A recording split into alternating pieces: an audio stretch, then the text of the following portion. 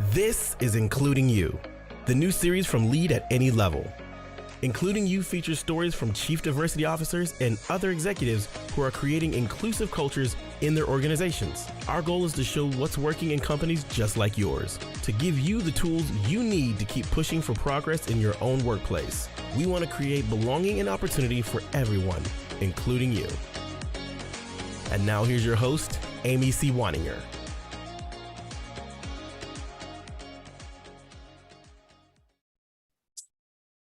Welcome back to Including You. I'm your host, Amy C. Waninger, the Inclusion Catalyst. My guest today is Dr. Randal Pinkett. He is the co-founder, chairman, and CEO of BCT Partners, which is on a mission to harness the power of diversity, insights, and innovation to transform lives, accelerate equity, and create lasting change. BCT Partners is a global research, training, and data analytics firm. But the way I met Dr. Pinkett is through his book, Data-Driven DEI. This book is incredible for practitioners, for people who work inside organizations, and people who consult to organizations. There is so much great information in here. Dr. Pinkett, welcome to the show. Thank you, Amy, for the invitation and for the opportunity to be a part of the show. I'm excited to be here. I am excited to talk to you because what I want people to know about your book, first and foremost, is this is incredibly in-depth. It's very well researched. It is incredibly tiny font and packed with information, but I don't want that to scare anybody off because it is very readable.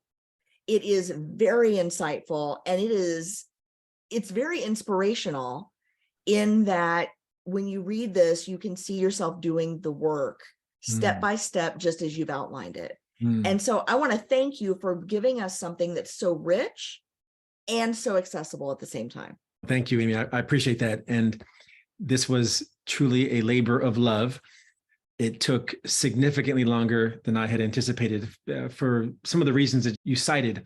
I wanted to make sure readers had everything that they needed to walk through a process. It's a 5-step process. It's laid out visually and alliterally with the letter I, and it is lots of research that went behind it so that they have the scaffolding without having to do that research themselves.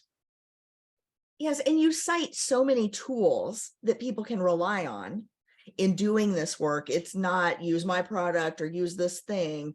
It's here's 5 options for this kind of data collection. Here are 5 options for this kind of reporting. Here are 6 options for getting to the heart of X, Y, and Z. So you've really done all of that kind of cultivation for us without making the decisions for us.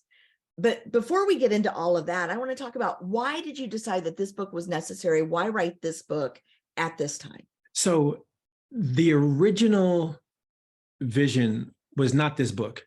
I had produced a video after George Floyd's murder entitled The 7 Myths of Racial Equity. Candid Conversations with a Black Businessman. That was the subtitle. And an acquisitions editor at my publisher, Wiley, Mike Campbell, reached out and said, we want to do a book on that topic and your topic. And I said, wonderful. So we got into these discussions, Mike and I. We had some really great dialogue.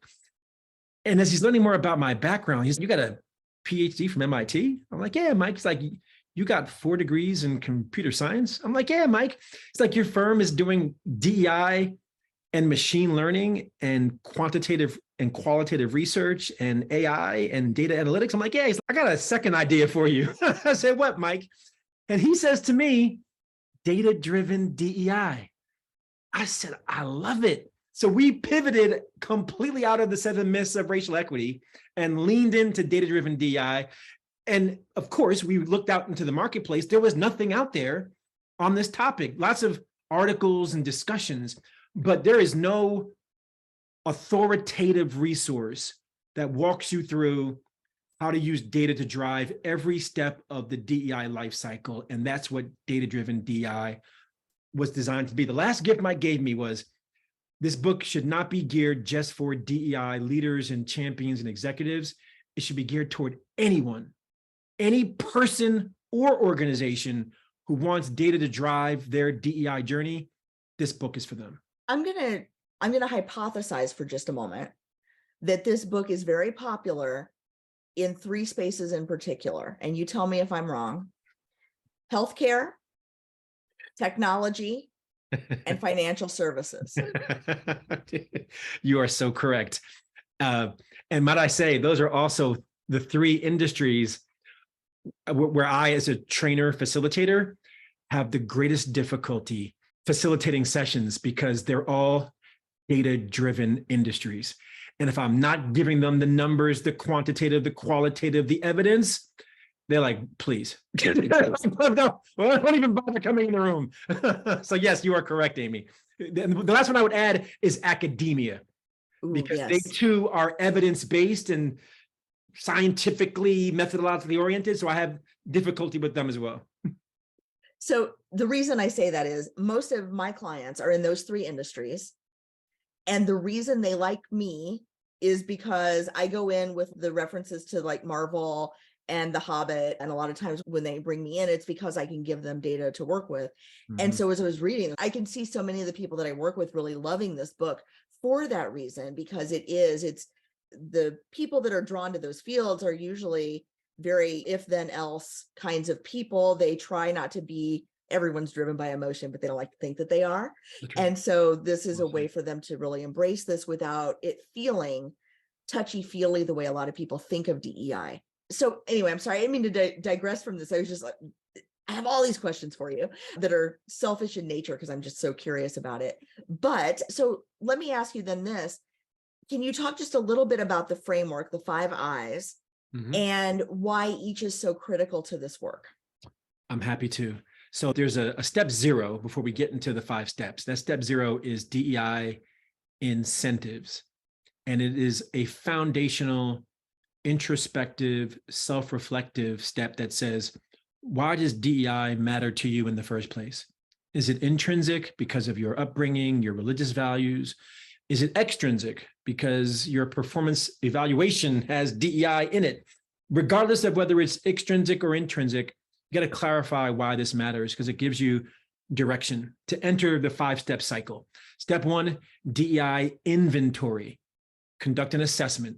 To know where you're going, you have to know where you are. Step 2, DEI imperatives. Where do you want to go? And how do we assign measurable goals to your objectives to know that you arrive there? Step 3 is one of my favorites, DEI insights. And it says, before you decide what you're going to do, look to best practices, promising practices, proven practices of what worked for someone else or some other organization that might work for you. Step 4, DEI initiatives. Now, interestingly, only at step 4 do you finally decide what you're going to do. All that work to decide your strategies and your measures to know you're making progress. Said differently, DEI initiatives, which was objectives and goals, is about outcomes, final results, such as improved culture, inclusive behaviors. Step 4, DEI initiatives, is about strategies and measures, and that's about outputs, not outcomes, but outputs. An output is, I went to a training, I read a book, I watched a video, I had a candid conversation. That's a output that can get you to the outcome, but let's not confuse the two. Step 5, DEI impact. How do we measure our results? How do we know that we're achieving the outcomes that we set out to accomplish? And now, how do we create a continuous learning loop that leads us right back to step 1, DEI inventory, where I re-administer my assessment to know where am I with culture, climate, behavior, et cetera. And the cycle continues on and on. That's data-driven DEI. Thank you, thank you, thank you, thank you, thank you, because too many organizations start and end with initiatives and never get to impact as a result. That's so true. That's so true. And it is symbolic, metaphoric, and instructive that you only get to that after 3, arguably 4 preceding steps. Then you figure out, okay, what are we going to do? And so, to your point, Amy, so many people leapfrog over all of those foundational essential steps. And then they ask the question, why is it not working? Or they don't even ask the question, and they just scrap it and they say, that didn't work for us. And And they abandon it and move on. And if people take nothing else away from this conversation today, I want them to hear that initiatives is step 4 and at best step 5, not step 1 and done. Yeah. I had somebody say to me, what an amazing idea, that before I decide what to do, I should do some groundwork before it. Epiphany. That is exactly true. And the thing is, this is what we do in every other aspect of our businesses. That's This right. is how we do our financials. It's how we do our marketing. It's how we do our sales. It's how we manage our projects. It's how we do performance evaluation. It's how we do compensation structure and talent acquisition and talent management. But for some reason in DEI, we just think, oh, we'll do an unconscious bias training on a Thursday and everybody will be fine. And everything will change because we did a lunch and learn. And it just doesn't happen that way. And then they blame the training, or to your point, they don't even blame the training. They just scrap it because this is clearly a waste of our time, money, and resources. And I want to highlight that, as well as something you said earlier, Amy, which I appreciated. So often DEI is construed as soft or loosey-goosey, or it can't be measured, or it's about these intangibles. It is not about these intangibles, because to your point about how initiatives is 4 at best 5, coupling that with the data-driven approach enables us to quantify and qualify, what are we doing? Where are we trying to go? How do we benchmark against best practices? And how do we know that we've arrived where we intended to be? All of that is part and parcel of what you said earlier. And it's not about getting the badge, we're a wonderful place to be employed badge. It's not about that. Right. It's about really digging in and seeing, what are we doing well that we need to continue? What are we not doing that we need to start? Who is being left out right now that we need to include? And Right. how do we bridge those gaps so we have fewer gaps and smaller gaps the next time we take this assessment? Well said. No, and if you're in it for the pages that you'll include in your annual report and the talking points from the state of the organization, then you're in it for the wrong reasons. It has to be about, as you said very eloquently, how do we make certain that people are experiencing our organization in a way that is inclusive, they feel like they belong, and they're being able to bring and be their best self. And then as an organization, we can bring and be our best self. Because people can only do their best work if they can show up fully. You don't get innovation if people are afraid. You don't hear about the problems before they become a catastrophe if people are afraid to speak up. You don't have people going out on a limb for you, doing the discretionary effort that gets you from good to great. There are so many pieces that people will hold back. And it's interesting, and I know we're getting off the topic of the book just a little bit, but it's interesting to me that we used to hear all the time from leaders, I shouldn't have to thank people, I give them a paycheck. I'm sure you've heard that in your work. Why do I have to thank them? And then what happens? We have the pandemic, and now employers are saying, oh, people are quiet quitting and we can't have that because now they're not doing anything extra.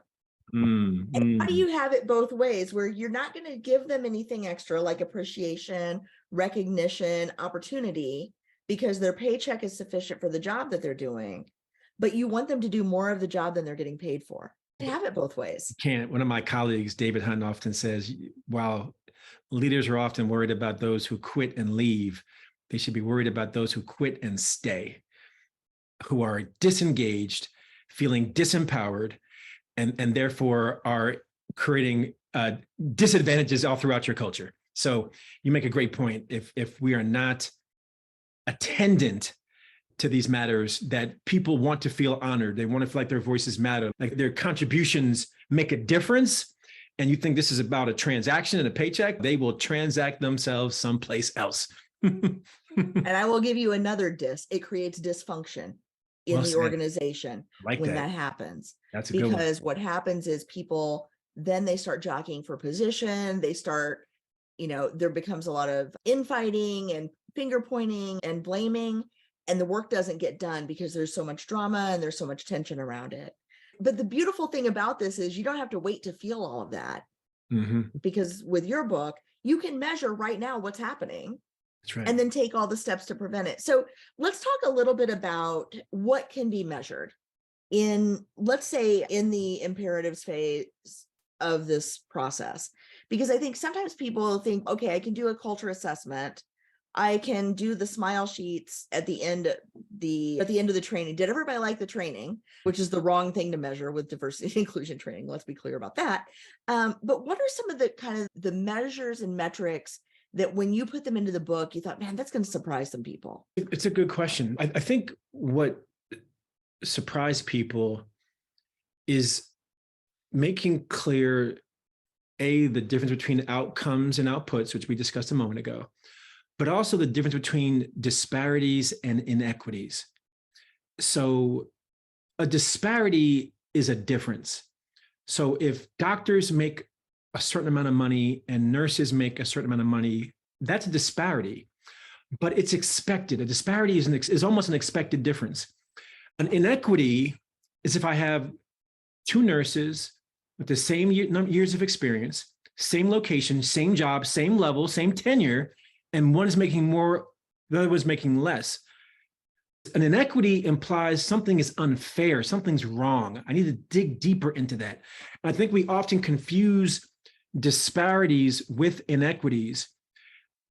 Disparity is acceptable, all things considered. Inequity is not. And when we talk about the D, the E, and the I, for measuring the D, we know that's about representation. For measuring the I, we know that's about culture and climate and how people are experiencing it. But for the E, before George Floyd's murder, we talked mostly about D and I. Now we're talking about DEI. And I think we're still maturing what we mean by the E from a data-driven perspective. What we mean is identifying inequities, not disparities, but inequities, and closing the gap on those inequities, pay inequities, advancement inequities, the list goes on. But only if you have a data-driven approach can you even know what inequities exist. Like, you can't approach that happenstance. You have to do the work. Absolutely. And all three of those components work together to improve one another as each improves. That's right. As you improve inclusion, you're going to improve diversity, because people who feel included are going to bring their friends. We know that. Mm-hmm. If you improve inclusion and you improve diversity and you improve equity, it creates a virtuous cycle where more people feel more engaged, more people feel like they're being heard, they're being treated fairly, to use your word. And this is where organizations can make huge gains in terms of their investment into diversity, equity, and inclusion, because people then are feeling the results, not just seeing them in the annual report. That's right. That's exactly right. And some would argue that at the intersection of diversity, equity, and inclusion is belonging. That the gold standard is not employee engagement. That's the old school now. And all the arguments we made about employee engagement and productivity and discretionary effort, which you cited earlier, now it's diversity, equity, inclusion, and belonging that says if you can help people or create an environment where people feel included and that they belong, now you're getting the innovation, you're getting the creativity, you're getting all the benefits of what people bring to the table. But you got to know and understand, not on average where everybody is. You got to disaggregate that to know where each subgroup, subpopulation, location, level, identifiers, you got to slice and dice it to know what are all those differentiating experiences. Some would call it intersectional lens on your data. Only then can you develop strategies that are targeted to address those groups that are not having a good experience, that are not feeling included, and don't feel like they belong. Yes, because it's in the details, it's in the slices, it's in the pivot tables. That's where you're going to see the disparities, and then you'll know if you have inequities. That's right. That's exactly right. And I think people, one of the books I cite in the book is called The End of Average. And it's a deep dive on how averages obscure underlying realities. If I average my employee engagement score and say, I want to just improve it from 6 out of 10 to 7 out of 10, guess what? Some people are a 2 and some are a 9. I'm not worried about the 9s, or at least I should keep doing what I'm doing with the 9s. But what about the twos? I need a focus group for them. I got to interview them. And there's my qualitative data. That's another form of data. So I can now develop strategies that I can get my twos to feel like nines. Yes. And I always tell companies that say, oh, we're doing great because we got the badge. A lot of companies hide, I think, behind that badge. And I say, that's great. But if you've got 1,000 employees and you've got an 80% engagement rate, but you've got 800 white employees and 200 Black and brown employees, your 80% engagement rate may be entirely across race lines. Mm-hmm. And do you even know that? Are you Right. digging in, or did you say 80%? We're done. That's right. That's right. That's right. I call it the illusion of inclusion. Yes. Because unless you dig in, you don't really know what's going on. And that's a data metaphorical equivalent of what their lived experience is, meaning I don't feel like anyone recognizes that I'm a two. No one is really speaking to what's being done to get me off of being a two. And quite frankly, if I remain at a two, I'm going to go someplace else that makes me feel like a nine. Exactly. Or even a 3, because that would be an improvement. right. Because that's got to be better than my 2. And that's the reality. I think the pandemic really forced this issue of belonging, because people were feeling so disconnected for so long, not just from work, but from everything and everyone. Yeah. And so now there's almost this psychological need that needs to be filled with work that probably was there before, but there wasn't quite such a spotlight on it until 2020, 2021, 2022. Would you agree with that? I agree wholeheartedly. People have called it the great resignation, but I call it the great reprioritization.